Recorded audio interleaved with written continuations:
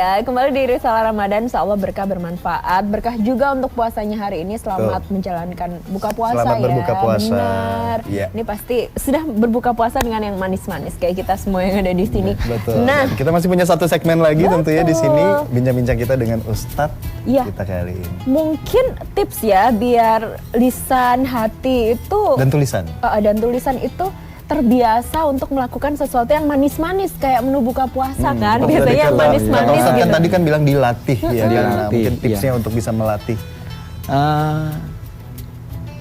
Salah seorang ulama yang terkenal di kalangan Syafi'iyah itu Al-Imam An-Nawawi membuat sebuah kitab namanya Riyadhus Shalihin. Riyadhus Shalihin itu adalah latihan buat menjadi orang-orang yang saleh. Beliau di bab awalnya itu menulis bab tentang ikhlas. Kemudian tentang taubat, kemudian baru bersabar.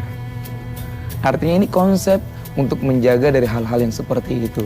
Tahapan-tahapannya. Tahapan-tahapan itu. Kita mesti ikhlas bahwa hidup ini harus seperti itu, menerima takdir apa aja. Itu yang harus kita lakukan. Kemudian berdosa kita harus akui dan bertobatlah.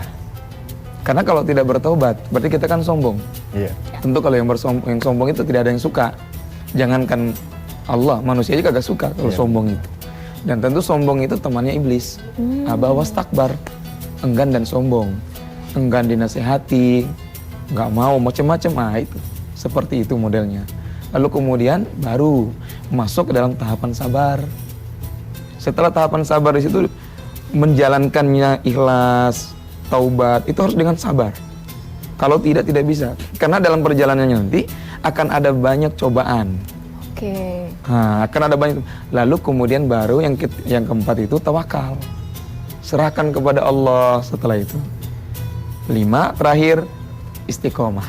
Istiqomah tuh yang kadang agak PR gitu bertahan ya. bertahan itu tuh. Lalu ada sesuatu yang tidak bisa dihilangkan gitu ya, lingkungan sekitar. Katanya kan lingkungan sekitar kita itu berdampak luar biasa terhadap pembentukan diri. Iya. Benarkah seperti itu? Kita harus selalu berkumpul dengan orang-orang yang soleh, amanah, baik. Betul. Memang di dalam hadis juga mengatakan seperti itu. Kata Nabi, orang itu tergantung teman agamanya. Kalau agama teman itu bagus, ya dia akan bagus. Kalau teman agamanya itu kurang bagus, dia akan bagus. Maka berteman tuh dengan yang baik-baik, insya Allah kan jadi orang baik. Amin. Kayak kita ya, Miki. Bertetangga pun harus juga sama orang yang baik. Supaya ya kita juga menerima. Bahkan dalam Islam itu tentang bertetangga itu sampai Nabi mengatakan, idza tabakta marqatin fa'akthir mahajirunaka. Kalau kamu masak sayur, perbanyaklah kuah bagi ke tetangga. Ya tapi ingat jangan cuman kuah. Kuah itu peribahasanya aja. Peribahasanya gitu ya? aja. Nggak mungkin dong masak cuman air doang, pasti ada isinya. Malu juga sih ngasih kuah aja. Khawatirnya kalau dikasih tulang daun bawang lah, daun bawang. Mungkin juga ya. Tapi jangan ya. Oke, daging. Daging lah, sup-sup itu seperti itulah. Jadi dengan tetangga, bahkan ada satu hadis yang paling sangat sampai Rasul mengatakan, hampir aku mengkhawatirkan tetangga itu bisa menerima warisan dariku. Saking baiknya sama tetangga. Jadi tetangga yang baik insya Allah kan jadi baik. Amin ya Allah. Kalau tetangga yang nggak mau terima gimana nih Ustaz? Kenapa? Kalau tetangga yang nggak mau terima, jangan kita udah sebenarnya bukan tidak mau terima, karena canggung saja.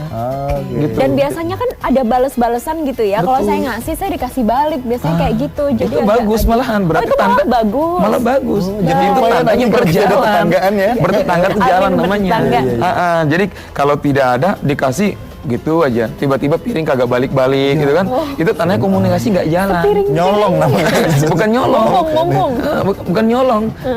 Mumpung dikasih sekalian lah ya. Sekalian kan gitu kan. Oke, ngomong-ngomong sekalian nih, mumpung ada Ustadz Mudrik di sini, boleh dong ngasih sedikit nasihat untuk netizen yang zaman sekarang tuh, aduh ngerasa maha bener banget gitu ya. Netizen ini, para netizen tolong dikasih pencerahannya. Baik. Para pemirsa yang ada di rumah, semoga Allah merahmati kita semua. Amin. Tip-tip yang mesti kita lakukan untuk menjaga hati kita dan lisan itu adalah mesti banyak-banyak beristighfar kepada Allah, mohon ampun. Orang yang senantiasa mohon ampun kepada Allah, hatinya akan lembut, lisannya pun akan lembut. Karena di dalam hatinya selalu berisi tentang kerendahan dirinya kepada Allah, bahwa dia adalah makhluk yang lemah. bahwa dia adalah makhluk yang tidak ada gunanya, akan ada gunanya ketika dia bersama dengan Allah Subhanahu wa taala. Lalu kemudian yang kedua, setelah dia beristighfar, maka dia mesti melakukan taubat kepada Allah dengan sebenar-benar taubat dan ikhlas dengan taubat tersebut. Jangan sampai taubatnya cuman tomat. Tomat apa tuh tomat? Tobat maksiat lagi. Oke. Gitu. Lanjut tuh. Berlanjut. Jadi cuman sementara, ketika dikasih sakit, dia tobat. Sehat, kembali lagi. Nah, itu munafik namanya. Berbahaya. Lalu kemudian, masuk tip yang berikutnya. Kita juga harus senantiasa menjaga persaudaraan, silaturahim. Jaga bicara, jaga pendengaran, jaga penglihatan, jaga hati tentunya. Arahkan semuanya ke jalan yang benar. Jangan sampai jalan yang salah. Yang akhirnya jangan sampai masuk pada su'zon.